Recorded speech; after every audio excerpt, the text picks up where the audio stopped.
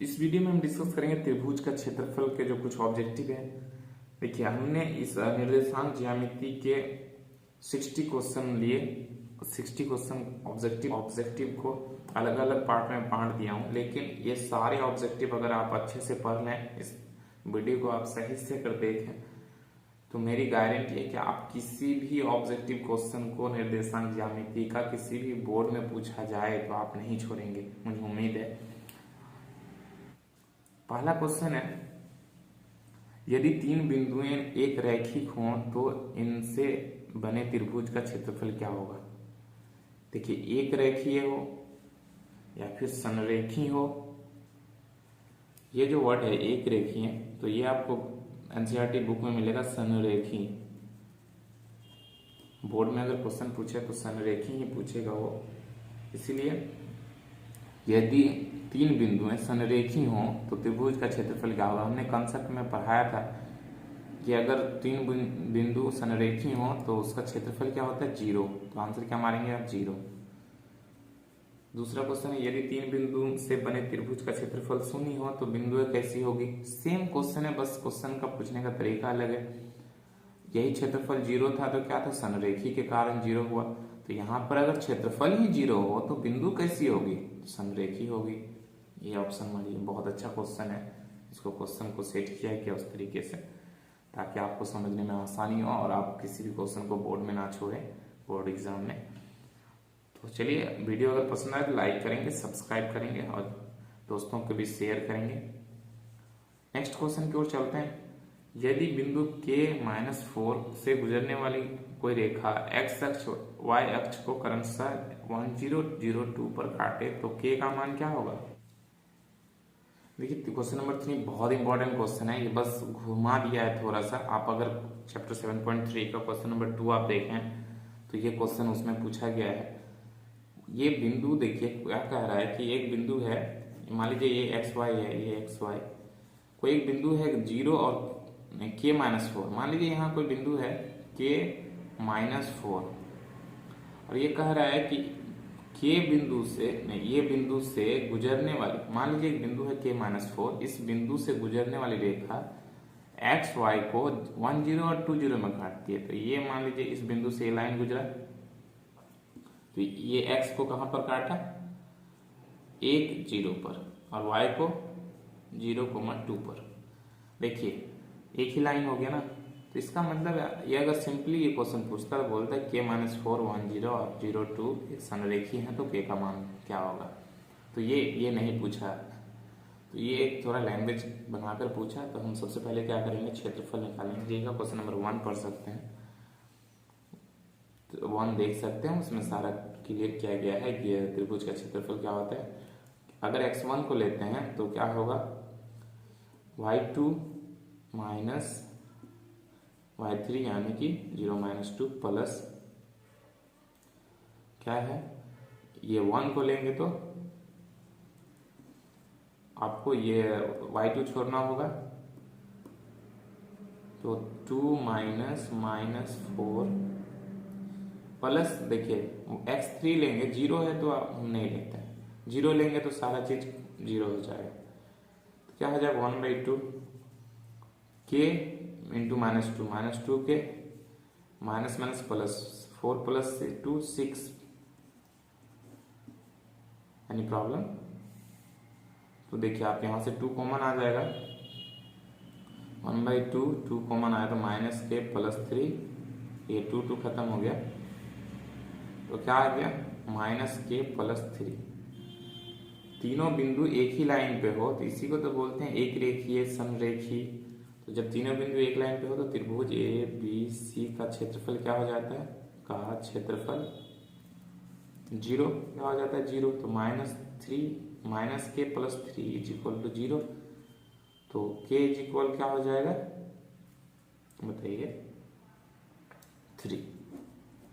K बराबर क्या आया, 3, ये आंसर। तो आप इसको 3 कहाँ है, नंबर 3, तीसरा ऑप्शन सही है। देखिए, ये क्वेश्चन बहुत इंपॉर्टेंट है। ये लाइन किस लिए इंपॉर्टेंट है, देखिए, एक बिंदु है A, इसका मान दिया हुआ 0 3, एक बिंदु है B, इसका मान दिया 0 4 0, एक बिंदु है मूल बिंदु का निर्देशांक क्या होता है 0 0, इसीलिए इंपॉर्टेंट है। तो त्रिभुज इसका क्षेत्रफल त्रिभुज ओ ए बी का त्रिभुज का क्षेत्रफल क्या होता है 1/2 इंटू x1 0 है तो नहीं लेंगे, क्यों, मल्टीप्लाई होकर 0, जैसे आपको ये दिखा देते हैं, आपको ये 0 ले लेते हैं अगर, तो क्या हो जाएगा 0 - 0 प्लस x2 लेते हैं तो 4, 0 - 3 प्लस x3 लेंगे तो 0, क्या हो जाएगा 3 - 0। यह त्रिभुज का क्षेत्रफल होता है। जब ये त्रिभुज का क्षेत्रफल होगा तो इसीलिए मैं 0 नहीं ले रहा था, ये 0 0 ये लिखने से कोई फायदा नहीं। ऑब्जेक्टिव सॉल्यूशन कर रहे हैं तो जितना जल्दी सॉल्यूशन हो और सही हो, तो इसी के लिए सबको स्किप करना पड़ेगा आपको। ये 0 है, मल्टीप्लाई होकर 0 हो गया, ये 0 है तो 0 हो जाएगा।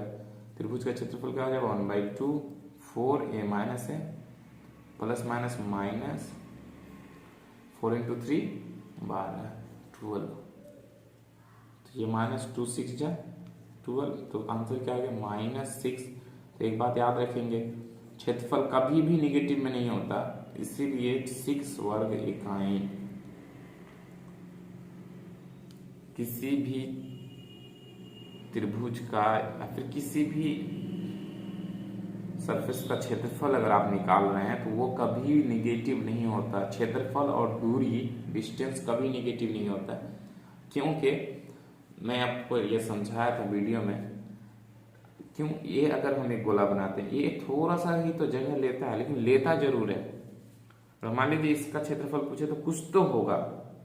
ये प्लेन का है, मान लीजिए हम यहाँ एक बिंदु दिए, ये भी तो कुछ जगह लिया ना, इसी का तो हमें क्षेत्रफल निकालना है। इसलिए निगेटिव कैसे होगा, अगर जैसे यहाँ से हम चलना शुरू किए यहाँ तक आए तो कहेगा कि ये दूरी भी निगेटिव नहीं होता। यहाँ से चलना शुरू किए यहाँ तक आए तो ये कुछ मान लीजिए ये 5 सेंटीमीटर दूरी हो, तो वो बोलेगा कि -5 भी हो सकता है। कैसे, हम पीछे चल देंगे, लेकिन नहीं, पीछे भी तो कुछ दूरी ही तय हुआ ना, पीछे चल देंगे तो निगेटिव कैसे हो जाएगा, क्यों, इसका भी तो कुछ दूरी हो गया। इसीलिए क्षेत्रफल और दूरी कभी निगेटिव नहीं होता। आप याद रखेंगे, आंसर क्या होगा 6 वर्ग इकाई यानी 4। नेक्स्ट क्वेश्चन क्या है 5 नंबर, त्रिभुज का क्षेत्रफल जिसके त्रिभुज शीर्ष दिए हैं, जिसके शीर्ष दिए हैं, एक सेम क्वेश्चन है। ये 0 0 है, ए भी है, ए भी है। इसको मैं आपके लिए छोड़ता हूँ, इस क्वेश्चन को आप इस क्वेश्चन को सॉल्व करेंगे और फिर कमेंट बॉक्स में आंसर लिखेंगे। बहुत इंपॉर्टेंट क्वेश्चन है ये।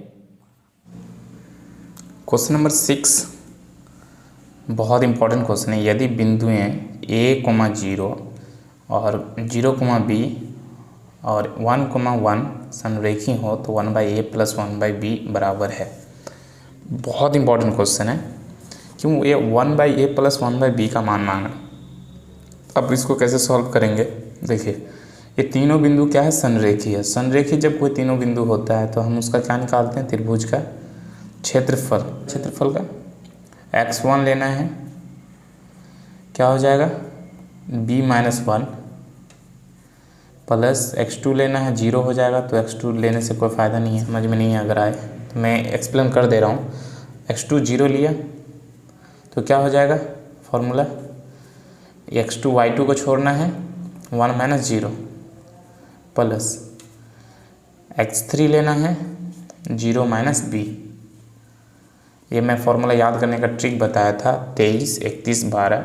आप वीडियो के डिस्क्रिप्शन में लिंक है, चैप्टर 7.3 का फर्स्ट वीडियो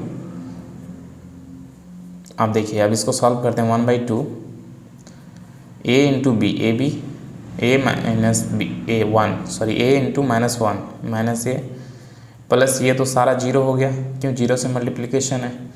0 से आप किस दुनिया को गुना कर दें तो वो 0 ही होगा, प्लस 1 × 0 0 1 - 1 × 0 0 हो गया, plus minus minus 1 × b -b, तो क्या हो गया 1/2 ab - a - b, ये हो गया। हम क्या जानते हैं, ये कह रहा है क्या बिंदु संरेखी है, संरेखीय इसीलिए त्रिभुज ए बी सी का जो क्षेत्रफल है क्या हो जाएगा 0। आप यहाँ भी इक्वल 0 कर सकते हैं, कोई दिक्कत नहीं, बात बराबर ही है।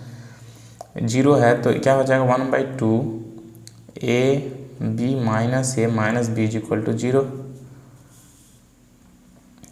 तो क्या हो जाएगा 1/2 इधर जाएगा तो 0 हो जाएगा। तो A B minus B is equal to 0। A B को उधर लेके जाइए तो A B is equal to क्या हो जाएगा, माइनस है ए तो इधर आके plus A minus B plus B. हम ए बी से क्या करते हैं, ए बी से डिवाइड कर देते हैं। हम बस लिख रहे हैं ए बी से दोनों तरफ भाग देने पर